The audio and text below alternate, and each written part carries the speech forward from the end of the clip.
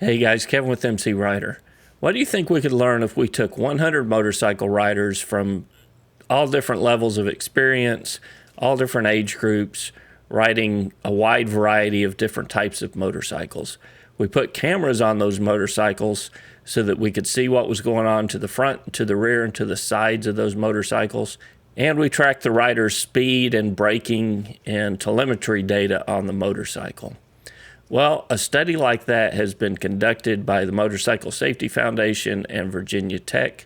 They tracked 100 riders for 1 year, totaling 366,000 miles ridden, and there's a lot of interesting facts that we can pull from this study.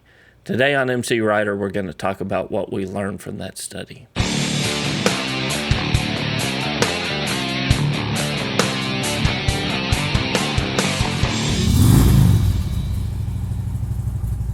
Next week, we'll get back into our new rider series, but this week I wanted to look at this interesting crash test study and to see what we as riders can learn from this study. Hey, if you're new here, welcome. My name's Kevin. I'm the host here at MCrider, where we release a weekly video to help make you a better rider.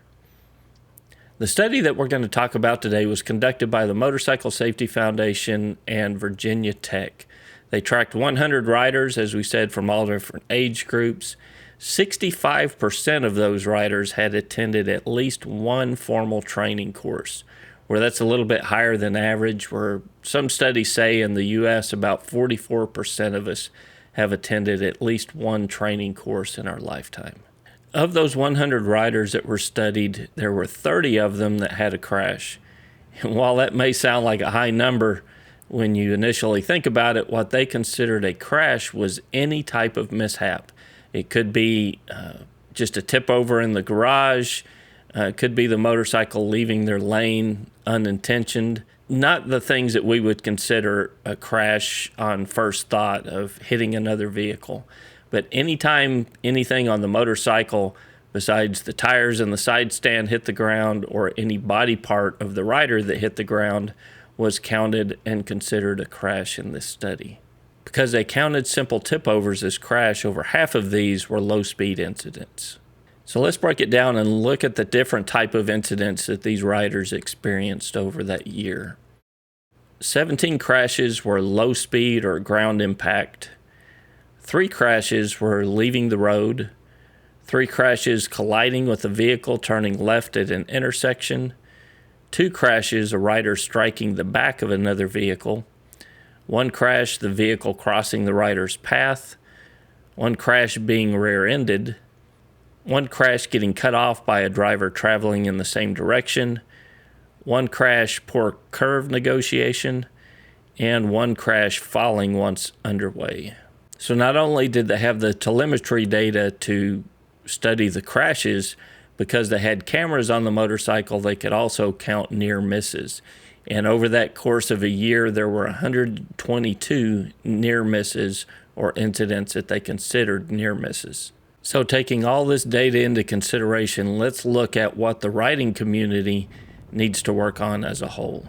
Low speed maneuvers. Most of these crashes occurred starting, stopping, or making U-turns. Over half, or 55% of the single vehicle mishaps occurred in curves, and it's usually to the right. Intersections are dangerous. That's kind of a no-brainer. An uncontrolled intersection places your risk at 41 times that of no intersection. A parking lot intersection, so that could be like entering or exiting a parking lot, increased your risk by 8 times, and an intersection with a signal is 3 times more risky than riding down a straight road. We complain all the time as riders about other cars pulling out in front of us. And of the crash and near crash situations, there were 19 where the car pulled in front of the rider. But in the study, there were 35 near crashes or crashes where the rider rode into the rear of the car in front of them. These 35 near incidents can be attributed to 3 things, and 3 things that we preach here a lot on MCrider. 1 is rider distraction. You have to be focused on what you're doing. 2 is not looking far enough down the road. You hear me say that all the time. Look down the road. Look at least 10 seconds of what's going on in front of you. And third is something I preach all the time as well, not having an adequate following distance. So if riders are frequently rear-ending the car in front of them, one of those three things, or maybe all of those three things, are playing a critical part in that accident. Aggressive riding increased our accident factor by 18, and inattention increased the factor by 9. But if you combine inattention and aggressive riding, you increase your incident factor by 30. So what are our takeaways from this study? Well, first of all, we learned that low-speed training matters. While low-speed accidents may be the least likely to cause an injury, they can be kind of embarrassing and they can be expensive. But not only does low-speed training help you in low-speed situations, it also greatly increases your control of the motorcycle and your ability to handle the motorcycle at speed. So that's why the MSF really focuses on low-speed training. One, it's lower risk, but the skills that you gain contribute to your ability to handle a motorcycle at higher speed as well. The second big takeaway from this study for me is that we need to look further ahead. If you take a track day and you've got an instructor that's worth their salt, they're going to tell you all the time, look further down the track, look as far ahead as possible. If you take an MSF class and a basic rider course, the instructor is going to tell you to keep your head and eyes up. If you take a cornering class, the instructor is going to tell you, look through that corner, turn your head and eyes where you want the motorcycle to go. If you work on U-turns, you're going to hear an instructor say, look where you want the motorcycle to go, turn your head and eyes. It's something you're going to hear over and over from professional instructors telling you to keep your head and eyes up and look where you want the motorcycle to go. It's a core value or a core principle of safe, effective riding to look where you want the motorcycle to go, but it's one of those things that's easy to fall out of habit of if you're not making that a constant part of your daily riding. So keep your head and eyes up, look down the road so that you've got time to adjust on the street rather than having to react at the last second. The third big takeaway from this is maintain an adequate following distance.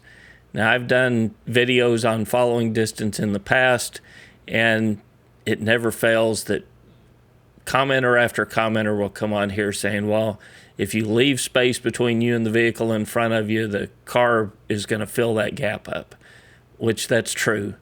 Or I'll post a video of me riding around Dallas, Fort Worth area, and people will say, well, you call that traffic? That's nothing compared to what I've got. There may be situations in some foreign countries or downtown New York City where following distance is more difficult to keep. But most of the time, it's an excuse for lazy following distance on a motorcycle. Most of the time, it's the rider trying to protect their turf and trying to stand their ground on the road rather than when a car pulls in and fills your gap up, having enough common sense to back up and maintain your following distance. I wouldn't say that 100% of the time I've got a 2 to 3 second following distance, but if that gap has been impeded upon, I'm actively looking for a way to increase that following distance and to get it back to that 2 or 3 second margin. That's one of the biggest things that we can do as a rider to keep ourselves safe, is to give ourselves time and distance to react and to adjust on the street. What this test didn't study is probably one of the biggest factors of motorcycle accidents and is one of the biggest factors of motorcycle fatalities, and that's alcohol. I think because of the nature of this test, because these riders knew that there were cameras on them and that they were being watched or they were going to be studied after the fact, these riders didn't stop and have a beer on their way home, didn't stop at the bar to meet up with their buddies. But just having a little bit of alcohol in your system greatly increases the odds of you being involved in an accident. In fact, nearly 50% of motorcycle fatalities, the rider was legally impaired at the time of the accident. It's even higher for riders who had alcohol in their system who died while riding a motorcycle. If you want to decrease the odds of you being involved in a fatal accident, don't drink and ride. It's as simple as that. Make a choice. Either I'm going to have a drink and I'll find a way home, or I'm going to ride my motorcycle and I'm not going to drink. But if you care about yourself, if you care about your family, if you care about your motorcycle, don't drink and ride. They say a wise person learns from their mistakes and takes steps to not repeat them in the future. But I believe an even wiser person learns from the mistakes of others and avoids those in the first place. So I hope that you're that wiser person today, and you can learn from the mistakes of others in this study, and that you can train and practice to avoid them in the future. Till next week, guys, it's Kevin with MCrider, and we'll see you on the road. MCrider is supported by our friends on Patreon. To learn how to support MCrider and get access to the field guide, go to mcrider.com/support.